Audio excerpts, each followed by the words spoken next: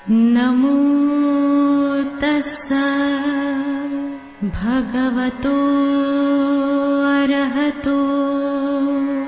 नमो बुद्धाय। मैं डॉक्टर सीमा शर्मा आप सभी का हार्दिक स्वागत करती हूँ हमारे इस विशेष कार्यक्रम धम्मदीप में, जिसमें हम प्रतिदिन चर्चा कर रहे हैं पाली सूत्रों पर आधारित बुद्ध के जीवनी पर। तो साथियों, पिछले एपिसोड में हमने चर्चा की थी बुद्ध के जीवन काल में कौशाम्बी में कुछ भिक्षुओं के बीच विवाद के विषय में, जिसके बाद तथागत बुद्ध कौशाम्बी से प्रस्थान कर श्रावस्ती पहुंचे तथा दो विवादित भिक्षु टोलियों के बीच आपसी समझौता करवाते हैं। अब इसी श्रृंखला को आगे बढ़ाते हुए हम चर्चा करेंगे तथागत बुद्ध के द्वारा 11वें एवं 12वें वर्षावास के विषय में, जो तथागत बुद्ध के राजगृह और वेरंजना में बिताते हैं। इस विषय में विस्तार पूर्वक जानकारी देने के लिए हमारे मध्य उपस्थित हैं भंते डॉक्टर कुशल सुमन जी। भंते जी ने बुद्ध दर्शन में उच्च शिक्षा प्राप्त की है तथा उन्हें अनेक सम्मानों से भी सम्मानित किया गया है। इसके साथ साथ आपने विभिन्न मंचों पर बुद्धिज्म से संबंधित विचार प्रस्तुत किए हैं। तो हम स्वागत करते हैं भंते कुशल सुमन जी का। भंते जी, आपका बहुत बहुत स्वागत है हमारे इस विशेष कार्यक्रम धम्मदीप में। भंते जी, हमारा कार्यक्रम आगे बढ़ रहा है, इसमें दर्शकों की रुचि भी बढ़ रही है। इसी क्रम में हमारे मध्य जो जिज्ञासाएं दर्शकों की आई हैं, उनमें से एक बहुत महत्वपूर्ण और बहुबार पूछा गया प्रश्न है और विविध रूप में भी पूछा गया प्रश्न है। वे जानना चाहते हैं कि पारिलेयक पहुंचकर तथागत बुद्ध जब रक्षित जंगल में जाकर ध्यान साधना करते हैं और वहाँ एक हाथी आता है और वह उनकी सेवा में अपना सर्वस्व झोंक देता है और उनकी सेवा में रत हो जाता है, इस प्रकरण को लेकर विशेष रूप से हमारे दर्शक आपसे जानना चाहते हैं। तो कृपया उनके इन शंकाओं का और उन जिज्ञासाओं का आप निवारण करें। नमो तस्सा भगवतो अरहतो सम्मा सम्बुद्धस्स। नमो तस्सा भगवतो अरहतो सम्मा सम्बुद्धस्स। नमो तस्सा भगवतो अरहतो सम्मा सम्बुद्धस्स। सर्वप्रथम मेरे आचार्य श्री के पुण्य चरणों को कोटि कोटि नमन। फिर मेरे उपाध्याय भंते के पुण्य चरणों में कोटि कोटि नमन। बहुत बहुत धन्यवाद आपका सीमा जी मुझसे प्रश्न पूछने के लिए। दर्शकों, हमारे एक जिज्ञासु का प्रश्न है।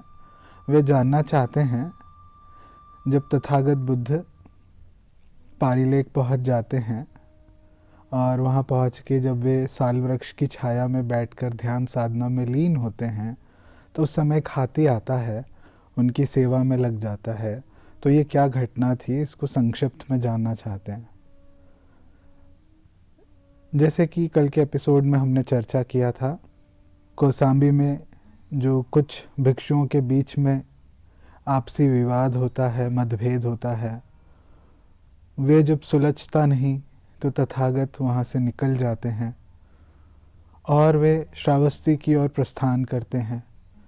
श्रावस्ती की ओर पहुँचने से पहले बीच में पारिलेक से होकर गुजरते हैं। पारिलेक में एक जंगल था, घना जंगल, जिसका नाम रक्षित था। इस रक्षित जंगल में पहुंचकर वहाँ के साल वृक्ष के तले जाकर ध्यान साधना में लीन हो जाते हैं। तो इस प्रकार कुछ दिन जब ध्यान साधना कर रहे थे उस साल वृक्ष के नीचे बैठकर, तो उन्हें वो पिछली घटना याद आती है जब वे कौशाम्बी में किस प्रकार उन भिक्षुओं के बीच में जो विवाद होता है उससे वे परेशान हुए थे। उसी समय कहीं और कोसों दूर एक घटना घटती है। एक हाथी होता है, वह भी अपने परिवार के बीच में परेशान होता है। उस हाथी का झुंड बहुत बड़ा था, उसके पास बहुत सारी हथनियाँ थी, बहुत सारे उसके बच्चे थे। तो वे जब झुंड में कहीं खाने जाते, पीने जाते, पानी पीने जाते, तो उसे साफ़ पानी नहीं मिलता और साफ़ खाना नहीं मिलता। उदाहरण स्वरूप, जब ये हाथी अपने झुंड के साथ तालाब की ओर पानी पीने जाता है, तो बाकी की हथनियाँ और उनके बच्चे तालाब में इस हाथी से पहले पहुंच जाते, पहुंचकर पानी पी लेते और उस तालाब को सारा गंदा कर देते, जिसके बाद ये हाथी वहाँ जाकर पानी नहीं पी पाता। उसी प्रकार खाने के लिए भी इससे पहले, ये हाथी से पहले वो सारी हथनियाँ चले जाती, उसके बच्चे चले जाते और पेड़ों की शाखाओं को तोड़ मड़ोड़ कर सारे फल पत्ते खा लेते, इसके लिए कुछ नहीं बचता। तो ये कई दिनों तक इस प्रकार देखकर परेशान हो जाता है हाथी और ये अपने झुंड से अलग हो जाता है।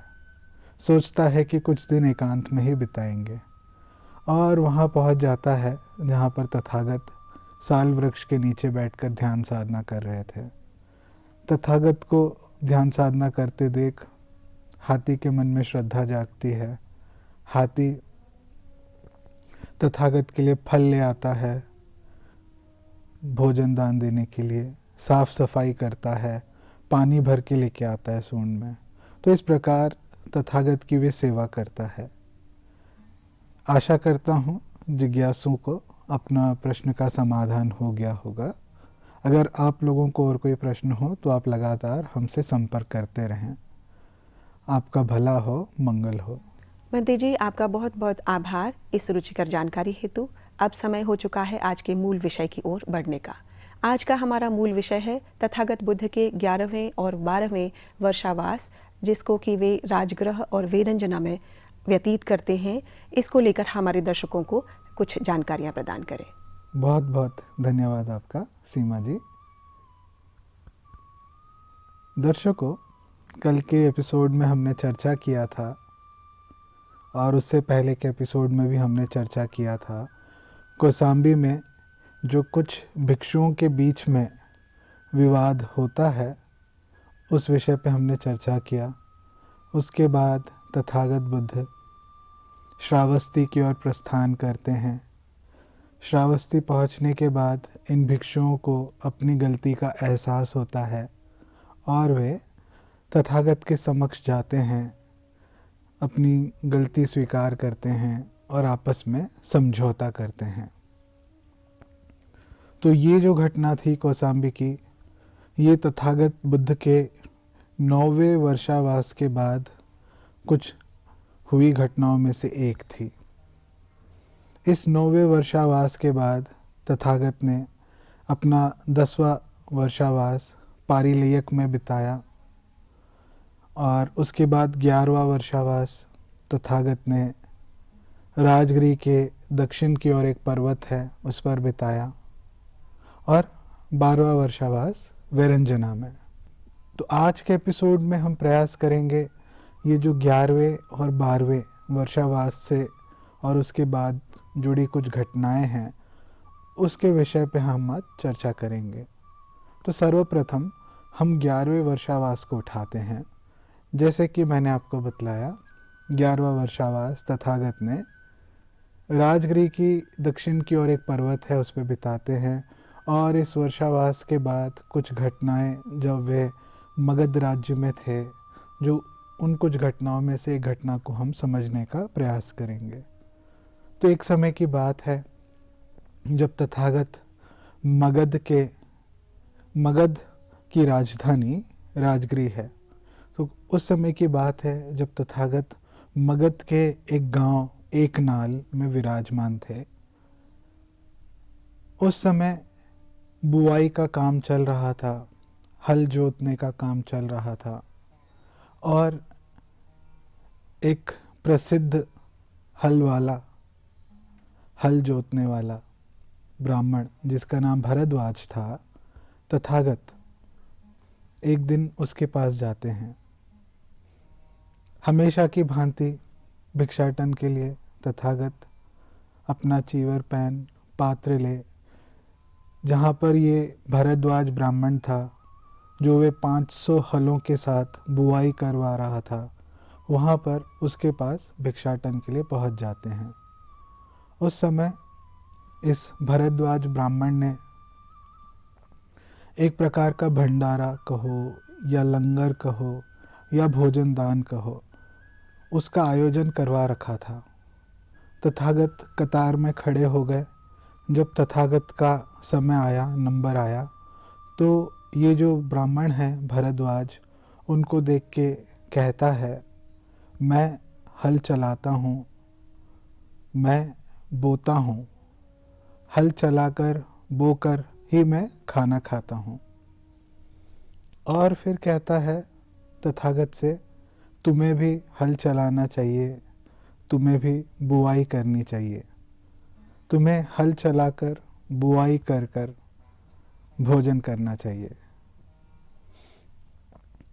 तो इसके प्रति उत्तर तथागत बड़े करुणा से उस भरद्वाज ब्राह्मण को जवाब देते हैं। मुझे ऐसे प्रतीत होता है, जब मैंने ये सूत्र पढ़ा तो मुझे ऐसे लगा शायद उस ब्राह्मण को इस चीज़ की समझ नहीं थी, भरद्वाज को इस चीज़ की समझ नहीं थी कि जो श्रमण होते हैं, एक भिक्षु होते हैं जिन्होंने गृहस्थ जीवन त्याग दिया, तो अब वे इस प्रकार का काम, हल जोतने का काम नहीं करते, भिक्षाटन से ही अपनी जीवनी जीते हैं। तो आगे बढ़ते हैं। तो तथागत बुद्ध ने बड़े करुणा से उस भरद्वाज ब्राह्मण को जवाब देते हुए कहा, मैं भी हल जोतता हूँ, मैं भी बुआई करता हूँ, हल जोत कर बुआई कर कर ही मैं भोजन करता हूँ। तो वे तथागत की ओर देख के हंसता है, मुस्कुराता है, कहता है, हमें तो आपके हाथ में कोई हल नहीं दिख रहा, ना आपके पास कोई बैल दिख रहा, ना आपने कोई जुताई की है, ना आपने जूता पहन रखा है, तो आप किस प्रकार से कह सकते हैं कि आप हल जोतते हैं, बुआई करते हैं और बुआई कर कर खाना खाते हैं। तो अब तथागत अपने शैली में समझाते हुए कहते हैं भरद्वाज से, श्रद्धा ही मेरा बीज है और नियंत्रण ही मेरी वर्षा है। आगे बतलाते हुए कहते हैं, प्रज्ञा मेरी हल है, विवेक मेरा पोल है, मन मेरी टाई है और स्मृति मेरा जूता और बैल है। आगे बतलाते हुए कहते हैं, इंद्रिय संवर और नियमित रूप से भोजन करना ये मेरी फसल है। सहनशीलता बैल को खोलना है, खुला हुआ बैल ही मेरी ऊर्जा है। वहाँ जहाँ कोई दुख नहीं हो और फिर कभी पीछे नहीं हटना, मैं ऐसी ही हल जोतता हूँ। अमरत्व ही मेरा फल है। जो ये जुताई करेगा वह मुक्त हो जाएगा हर प्रकार के कष्टों से। तो तथागत इस रूप में उसको समझाते हैं, भरद्वाज ब्राह्मण को। तो जब भरद्वाज ब्राह्मण ने तथागत से ये चीज़ को समझा, तो वे बड़े श्रद्धा से तथागत के पास एक पात्र में चावल से, खीर से, दूध से बनी खीर लेके आता है और तथागत मुस्कुराते हुए कहते हैं कि ऐसे किसी भोजन पे जिस पर तथागत के साथ किसी ने विवाद किया हो, उस प्रकार का भोजन तथागत नहीं करते। ये रीत है सभी तथागतों की, सभी बुद्धों की। तुम चाहो तो दूसरा भोजन का दान दे सकते हो। तो ये जो भरद्वाज ब्राह्मण होता है, ये पूछता है, तो मैं इस भोजन का क्या करूँगा? तो तथागत कहते हैं, इसे तुम किसी और जगह पे ले जाओ जहाँ पे कोई जीव ना हो, उस जगह पे जाके दफना दो, या उस पानी के स्रोत में इसे बहा दो जहाँ पे कोई मछली या कीट कीटाणु ना हो। तो जब भरद्वाज ब्राह्मण ऐसा करता है, पानी में जाके जब ये खीर को, दूध से बनी खीर को बहा देता है, तो वे देखता है जैसे ही उसने पानी में डाला तो पानी में सुर करके आवाज़ आती है। वैसे ही आवाज़ जैसे कोई व्यक्ति ने एक लोहे को बहुत गर्म किया हो और उसके बाद ठंडे पानी में डुबो दे, तो जिस प्रकार से धुआं निकलता है, आवाज़ आती है, उसी प्रकार इस खीर को पानी में बहाने के बाद होता है। तो वे तथागत से आके पूछता है, मैंने ऐसे कर दिया, मगर ऐसे क्यों हुआ? ये खीर में इतना धुआं और इतनी गर्माहट कहाँ से आई? तो तथागत कहते हैं, इस खीर को जितने इस लोक में जितने भी मनुष्य हैं और इसके अलावा जितने लोग हैं, वहाँ पर भी इसे और कोई नहीं पचा सकता। इसे सिर्फ तथागत या नहीं तो तथागत का कोई एक शिष्य ही पचा सकता है। इस संवाद के बाद, इस वारदात के बाद उस भारद्वाज ब्राह्मण में तथागत के प्रति अपार श्रद्धा जागती है और वे त्रिशरण ले लेता है और अपने आप को जीवन भर उपासक रहने के लिए घोषित करता है। इसके बाद आने वाले कुछ वर्षावासों के दौरान भी तथागत को ये भोजन का और रहने की व्यवस्था प्रबंध करवाता है। तो इसका प्रत्युत्तर देते हुए तथागत कहते हैं, श्रद्धा ही मेरा बीज है और नियंत्रण ही मेरा वर्षा।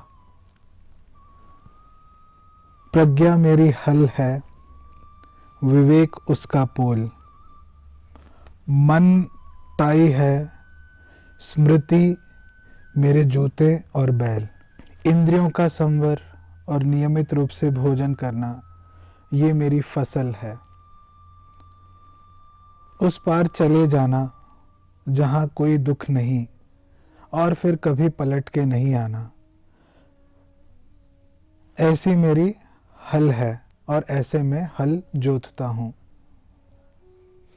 अमरत्व ही मेरा फल है। जो यह जुताई करेगा वह मुक्त हो जाएगा हर प्रकार के कष्टों से। इस प्रकार तथागत बुद्ध भरद्वाज ब्राह्मण को उत्तर देते हैं। इसके बाद ये जब संवाद हो जाता है उन दोनों के बीच में, भरद्वाज ब्राह्मण को तथागत के प्रति अपार श्रद्धा आ जाती है और वे एक पात्र में दूध से बनी खीर तथागत को भेंट करने के लिए लेके आता है। तथागत कहते हैं, सभी बुद्धों की, सभी अरहंतों की एक रीत रही है, जिस भोजन पे किसी तथागत ने एक गाथा गाई हो या उस पे विवाद हुआ हो, उसे तथागत उस भोजन को स्वीकार नहीं करते। तो आगे कहते हैं, इसीलिए मैं ये भोजन नहीं स्वीकार कर सकता। तो भरद्वाज ब्राह्मण पूछता है, तुम इस भोजन का, दूध से बनी खीर का मैं क्या करूं?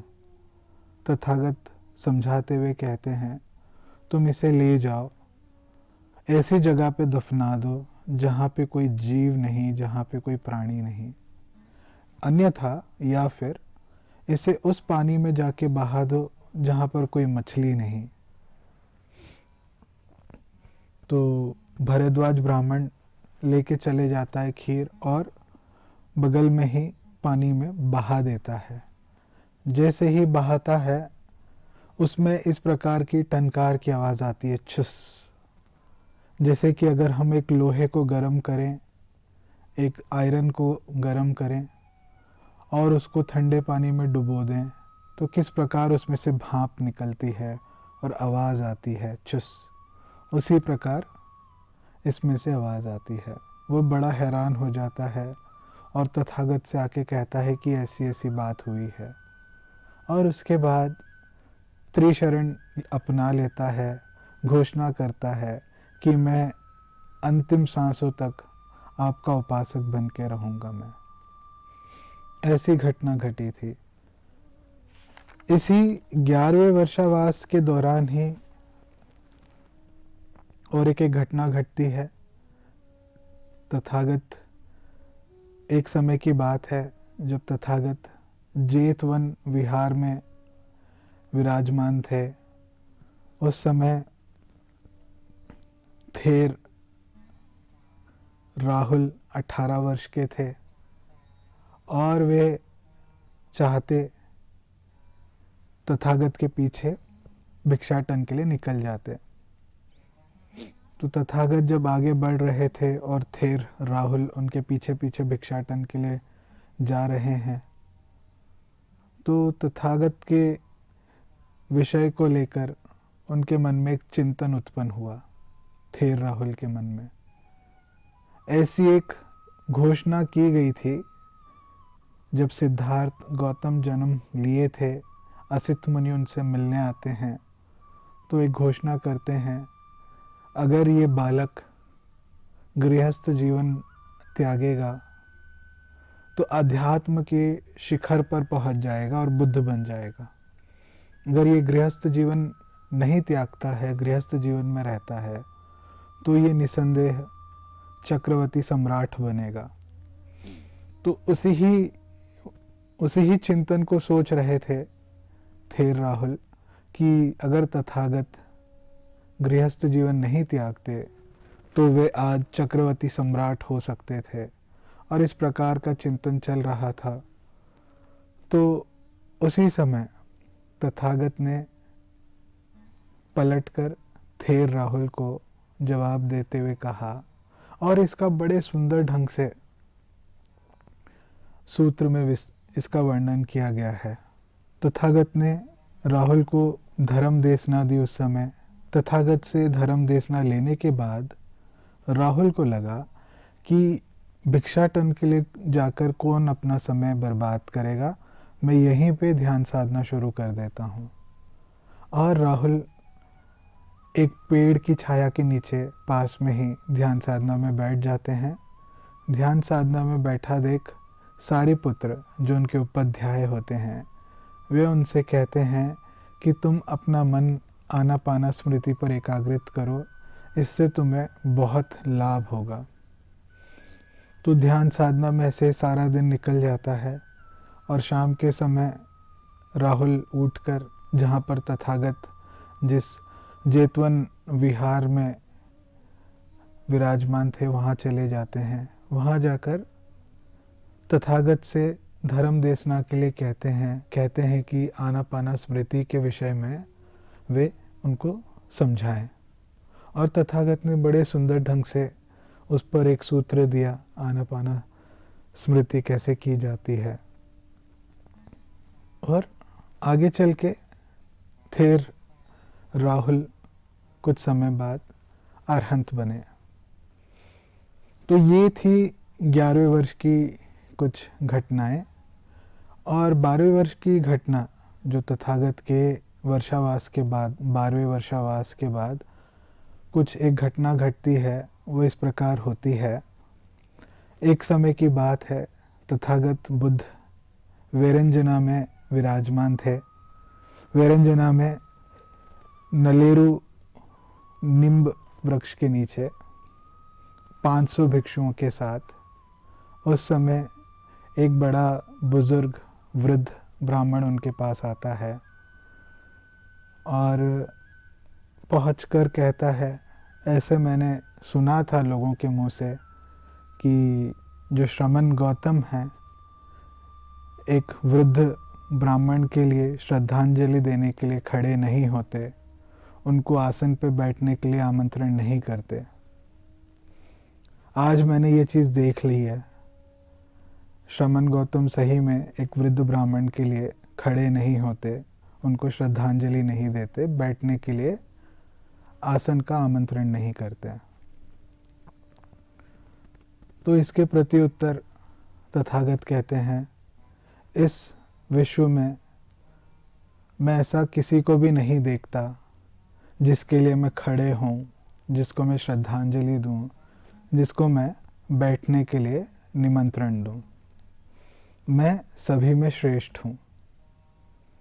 और फिर इसको एक उदाहरण के स्वरूप समझाते हैं। कहते हैं कि मान लेते हैं एक मुर्गी है जिसने 8 या 10 या 12 अंडे दिए हों। अंडे देने के बाद वे उन पर बैठ जाती हैं ताकि उस अंडे को वे अपने शरीर से ऊष्मा प्रदान करे, ताकि उस अंडे में जो पल रहे बच्चे सही रूप से विकसित हो पाएं। और जब समय आता है, अंदर जो चूज़े हैं वो विकसित होने लगते हैं और विकसित हो जाते हैं, तो उनमें से कुछ चूज़े या तो अपने पंजे के द्वारा या चोंच के द्वारा खोल में छेद कर कर बाहर निकलने का प्रयास करते हैं।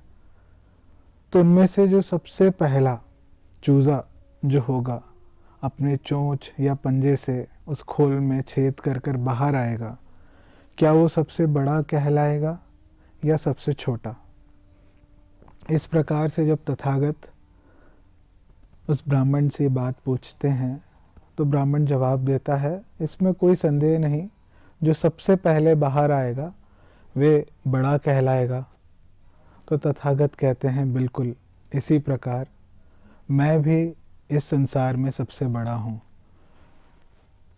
किस रूप में बताते हैं ये बात? कहते हैं, इस पीढ़ी में जो अज्ञानता से ग्रस्त हैं, अज्ञानता के अंडे में बंद हैं, अज्ञानता द्वारा बंद हैं, मैं अकेला दुनिया में छेद कर सर्वोच्च पूर्ण ज्ञान की खोज की है। तो यह मैं हूँ जो सबसे बड़ा है और श्रेष्ठ है। इस प्रकार उस ब्राह्मण को समझाते हैं। इसके बाद वे ब्राह्मण भी उनके शरण चले जाता है, त्रिशरण लेता है और घोषणा करता है कि वे जब तक अंतिम सांसें रहेंगी तब तक वे त्रिशरण का पालन करेगा। तो दर्शकों, आज के लिए सिर्फ इतना ही। कल के एपिसोड में हम इस 12वें वर्षावास के दौरान या उसके बाद कुछ और घटनाओं का चर्चा करेंगे और देखेंगे किस प्रकार तथागत बुद्ध और सारिपुत्र के बीच में संघ के स्थापना के विषय में एक संवाद होता है। तो तब तक के लिए इतना ही। आप सभी का भला हो, मंगल हो। नमो बुद्धाय। बंदी जी, आपका बहुत बहुत आभार। आपने इतनी महत्वपूर्ण, रुचिकर और इतने विस्तार से यह जानकारी हमारे दर्शकों को प्रदान की। मुझे लगता है उनकी रुचि इस विषय में अवश्य बढ़ेगी और उनका ज्ञानवर्धन भी होगा। आपका पुनः आभार। भवतु सब मंगलम, भवतु सब मंगलम, भवतु सब मंगलम। सबका भला हो, सबका मंगल हो, सबका कल्याण हो। सुखियो सुखियो सुखियो। प्रिय दर्शकों, आज के इस विशेष कार्यक्रम में इतना ही। अब समय हो चुका है आज के प्रोग्राम को यहीं विश्राम देने का, लेकिन उससे पूर्व मैं आपको बताना चाहती हूँ, आपके मन में कोई प्रश्न हो, किसी तरह की जिज्ञासाएं हो या कोई सुझाव आप हमें देना चाहते हैं, तो आप हमारे व्हाट्सएप नंबर 9639010109 पर भेज सकते हैं। इसके साथ ही आप अपने प्रश्न, सुझाव एवं अपनी जिज्ञासाएं हमारी ईमेल आईडी subharatibuddha@gmail.com पर भी भेज सकते हैं। तो मैं आशा करती हूँ आप अपनी जिज्ञासाओं को दबाएंगे नहीं और हमारे इस कार्यक्रम का हिस्सा बनकर अपनी जिज्ञासाओं का निवारण करेंगे और अपने सुझावों से भी हमें अनुग्रहित करेंगे। तब तक मैं डॉक्टर सीमा शर्मा भंते कुशल सुमन जी के साथ विदा लेती हूँ। कल इसी समय आपके सामने पुनः उपस्थित होंगे। नमो बुद्धाय। नमो तस्सा भगवतो